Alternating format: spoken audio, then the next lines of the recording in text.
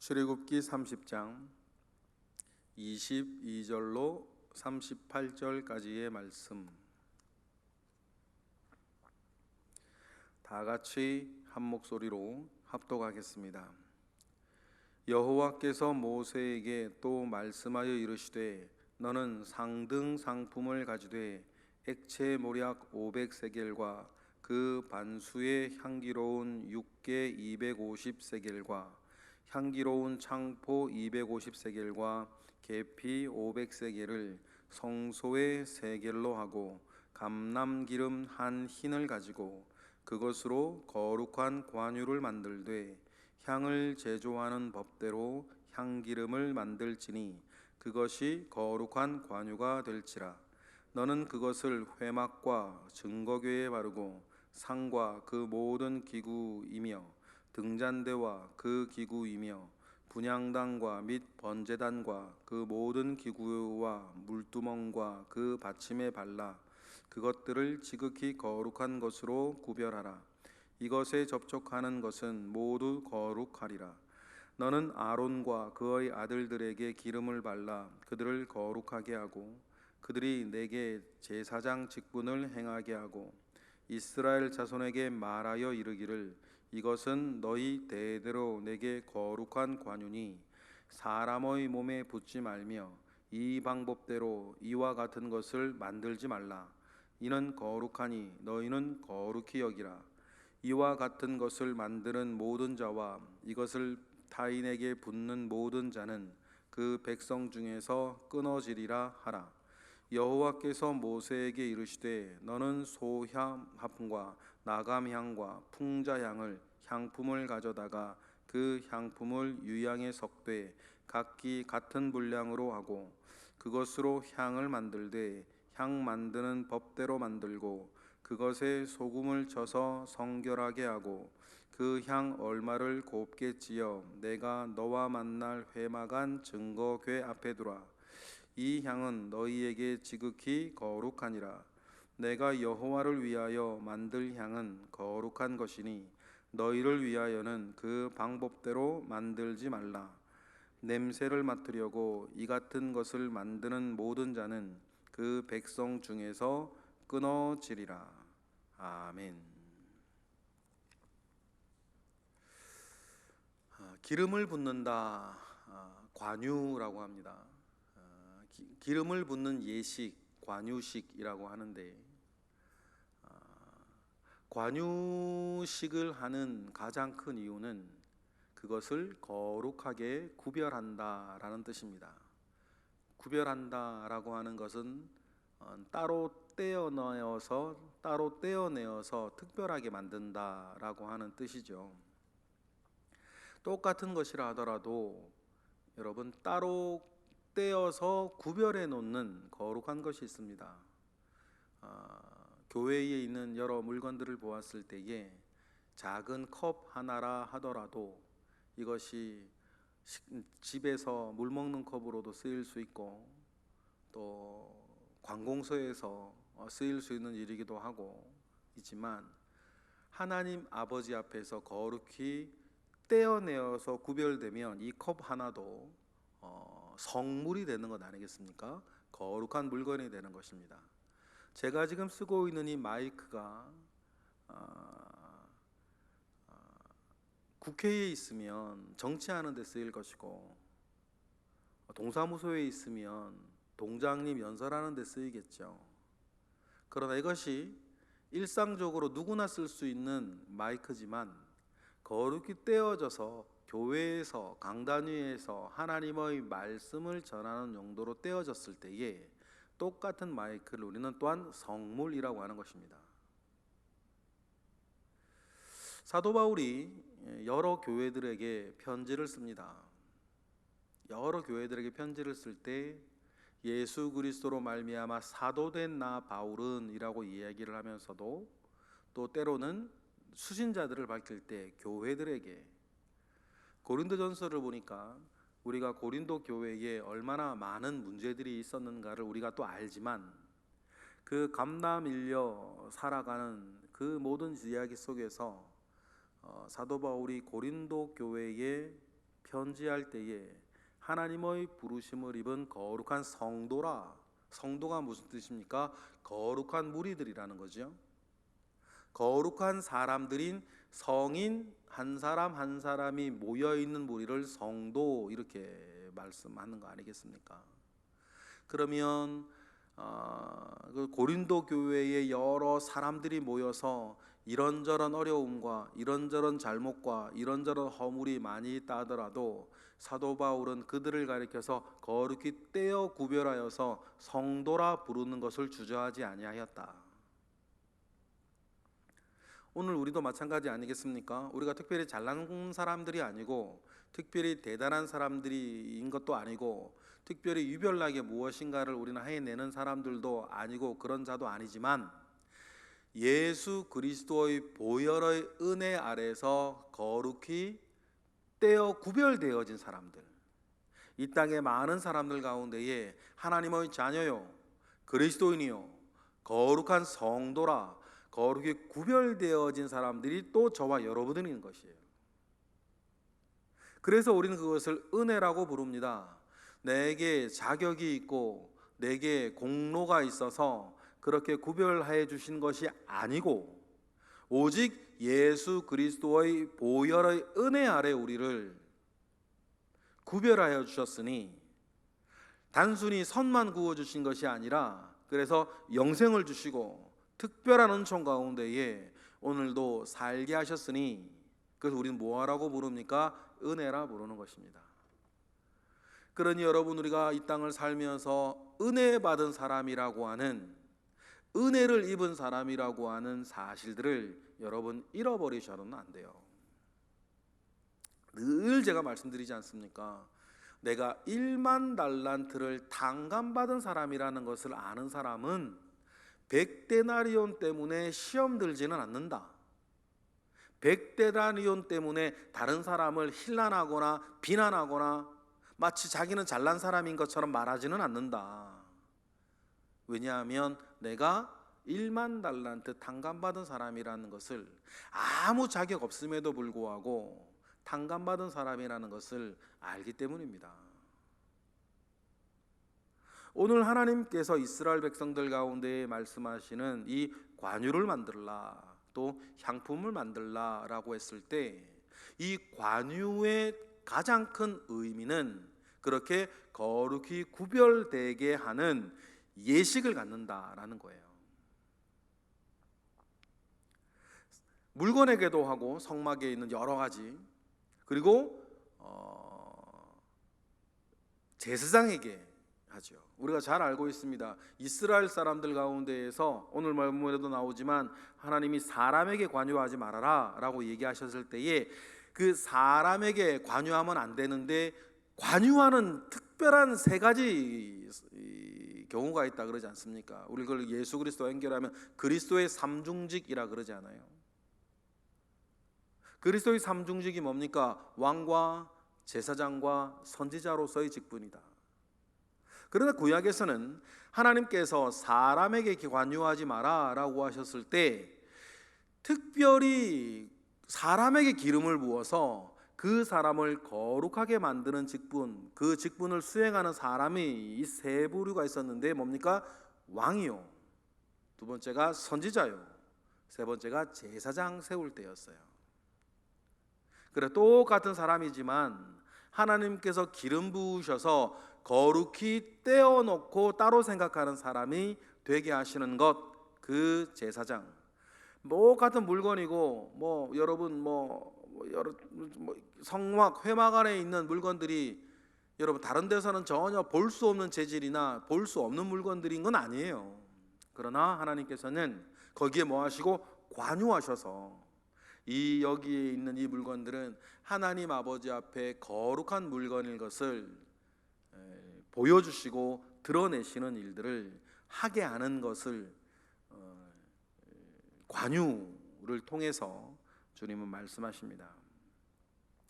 그래서 하나님께서 관유를 만들 때 이러이러한 것을 통해서 이런 것을 이렇게 모략 500세겔이라 그러면 우리가 어느 정도 양인지를 모르는데 우리가 5.7kg 정도라 그래요. 우리가 500세겔이라 그러면 그럼 그 절반이면 2.85kg 정도 되겠죠. 근데 우리가 뭐 이 물건들이 이거 이런 것을 통해서 관유를 만들라라고 하시는데, 정확하게 번역은 되어, 우리나라 말로 번역은 해야 되니까 번역은 해 놓았지만 정확하게 이것이 무엇인지 알지 못하는 것들도 있어요. 예를 들어서 창포나 계피라고 번역되어진 것은 이게 정확하게 뭔지 지금 우리가 알 수 없어요. 이런 거랑 똑같아요. 도토리묵을 쑤어와라 라고 하면, 우리 도토리묵이 뭔 줄 알죠? 보기도 하시고 드셔보기도 하셨는데, 그러나 전혀 아프리카 어디에 뭐 도토리묵이라는 게 뭔지도 모르는 사람한테 도토리묵이라 그러면 이걸 번역을, 뭔지도 모르니까는 번역을 할 수가 없겠죠. 뭔지 모르는 물건이니까. 네, 그런 물건들도 있어요. 그 중에 대표적인 게 오늘 창포와 계피 같은 것들은 우리가 뭔지 잘 모르지만 이렇게 번역을 이렇게 해 놓으셨어요. 그런데 중요한 건 뭡니까? 하나님은 하나님 아버지 앞에 쓰여지는 이 물건들을 만들 때 23절에 상등 상품을 가지고 와서 모략과 육개와 창포와 계피 500세겔 이것으로 또 올리브 기름 한 흰을 가지고, 한 흰이면 3.6 리터 되겠, 3.6리터 되겠죠. 그렇게 관유식을 할 기름을 만들라고 하십니다. 그래서 만들어서 26절부터 모든 회막의 물건들에게 그 기름을 바르라고 하죠. 그 발라서 어떻게 하라는 것입니까? 29절을 우리 읽어보겠습니다. 시작. 그것들을 지극히 거룩한 것으로 구별하라. 이것에 접촉하는 것은 모두 거룩하리라.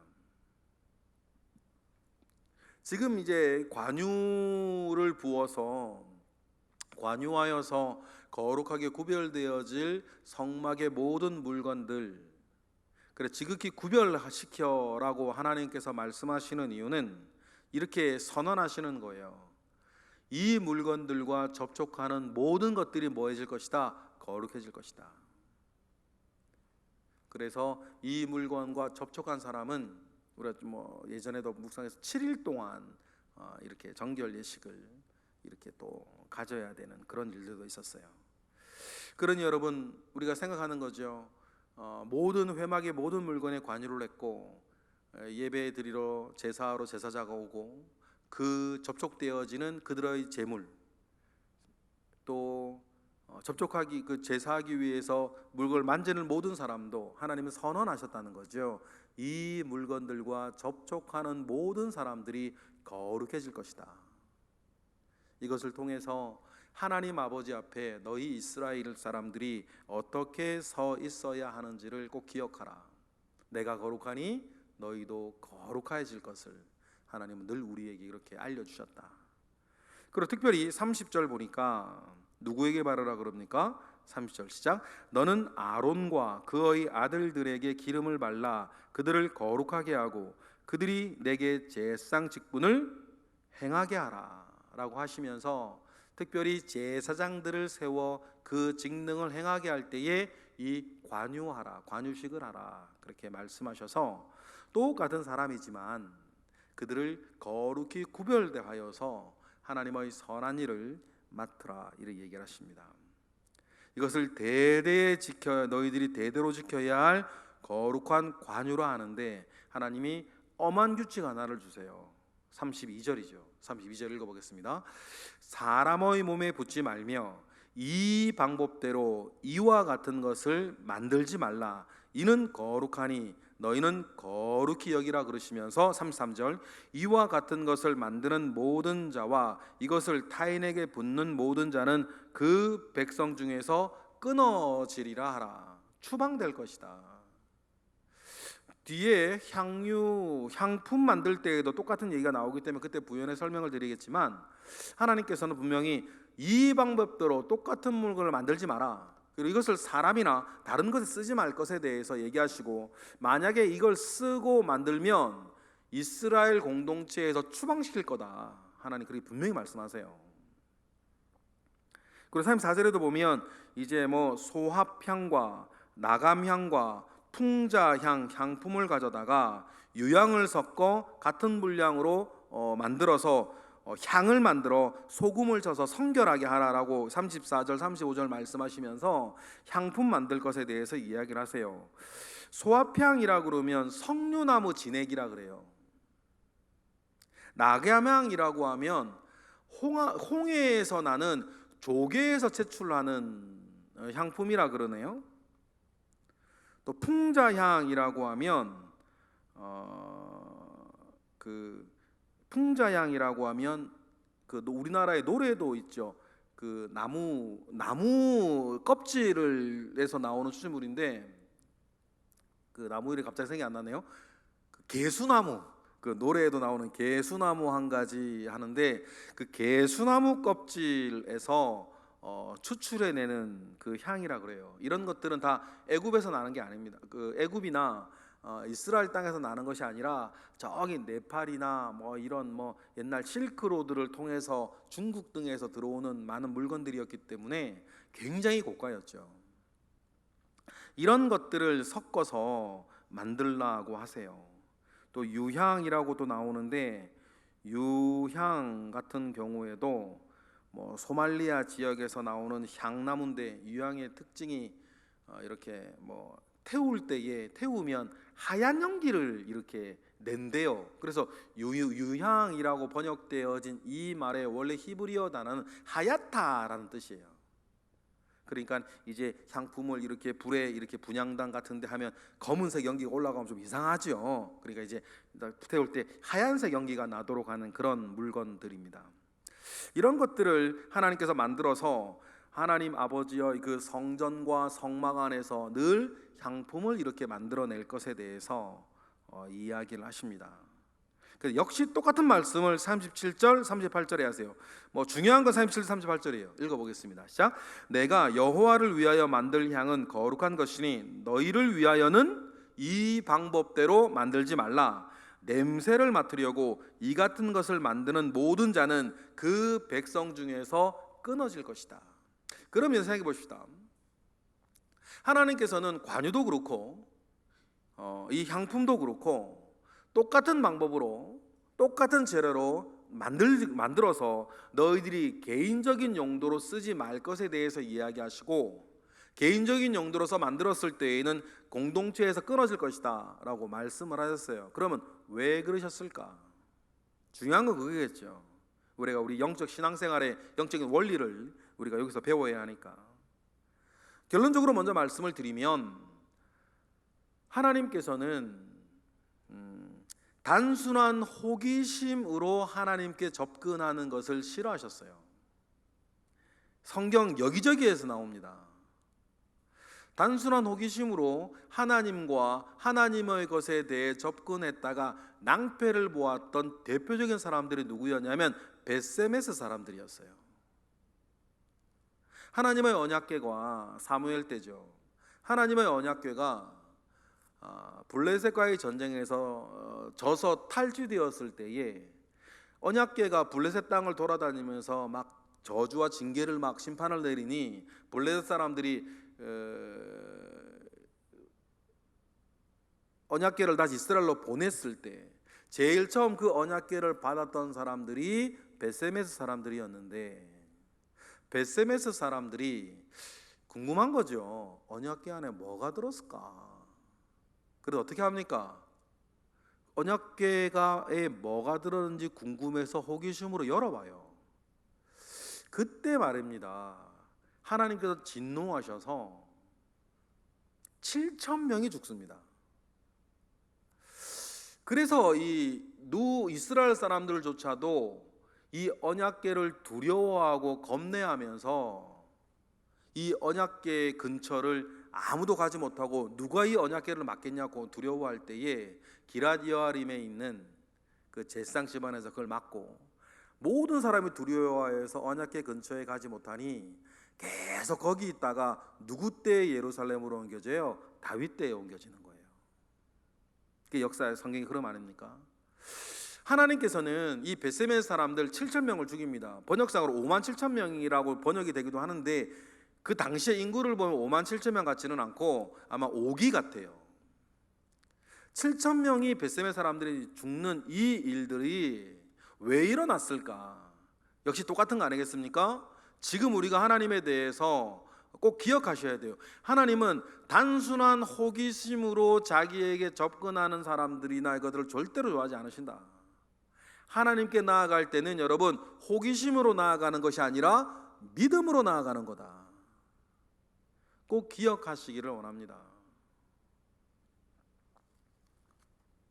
그래야 해서 우리 하나님께서는 인간적인 어떤 궁금증이나 인간적인 자기의 어떤 물음에 대한 채우기 위해서 하나님 아버지 앞에 나아가고는 싫어하시고, 관유도 마찬가지. 또 이 향품도 무슨 냄새가 날까? 이게 어떤 것일까? 돈 있고 시간 있는 사람들은 자기 취미생활이나 호기심 가운데에서 향유를 한번 만들어 볼까, 관유를 한번 만들어 볼까, 그래서 자기 몸에도 바르고 이렇게 해볼까라고 하는 그 몹쓸 호기심과 몹쓸 마음을 가질 수 있겠죠. 하나님 말씀하십니다. 너의 개인적인 취미나 개인적인 호기심이나 개인적인 궁금함으로 하나님 아버지 앞에 거룩히 구별되어진 것 한번 해볼까? 그렇게 생각하지 말아라. 하나님께 나아가는 자는 호기심으로 나아가는 것이 아니라 하나님께 나아가는 자는 믿음으로 나아갈지니라. 믿음이 없이는 기쁘시게 하지 못하나니 하나님께 나아가는 자는 반드시 그가 계신 것과 그가 자기를 찾는 자들에게 상 주시는 이심을 믿어야 할지니라. 그 믿음으로 나아가야 할지니라. 여러분, 그 마음 가운데 오늘도 우리 굳건히 서 있기를 원합니다. 지금 당장에는 새벽 제단을 쌓으며 하나님께 기도할 때, 예배할 때, 큐티할 때 어떤 모양과 어떤 형태로든지 하나님 아버지 앞에 나아가는 사람은 믿음으로 나아가야 한다 라고 하는 사실들을 우리 기억하시고, 우리의 신앙생활, 우리의 교회 생활을 그렇게 단장하여 나아가시는 저와 여러분 되시기를 주님의 이름으로 축복합니다. 기도하겠습니다. 할렐루야. 하나님, 때때로는 우리가 하나님 아버지 앞에 나아갈 때에 믿음이 아니라 호기심으로, 믿음이 아니라 내 상처나 분노로, 믿음이 아니라 내 슬픔으로, 믿음이 아니라 나의 여러 기억으로 나아갈 때도 있습니다. 그럴 때마다 하나님, 오늘과 같은 말씀을 통하여서 하나님께 나아가는 자는 믿음으로 나아갈 것과 믿음 없이는 하나님을 기쁘시게 하지 못한다는 것을 우리가 기억을 하고, 하나님께서 원하시는 한 가지, 그 믿음 가지고 늘 하나님 앞에 나아가고 하나님 앞에 서는 우리 모든 기도자, 예배자 되게 하옵소서. 이 시간 드려지는 1000번째 예물들 가운데에서도 주님 먼저 믿음 받으시고, 새벽을 깨워 하나님 아버지 앞에 기도하는 이들 가운데에서도 주님 먼저 믿음을 부옵소서. 그 믿음 가운데 우리가 있으니 주님 큰 은혜로 우리의 삶을 채워주실 것을 믿고 예수 그리스도 이름으로 기도드렸나이다. 아멘.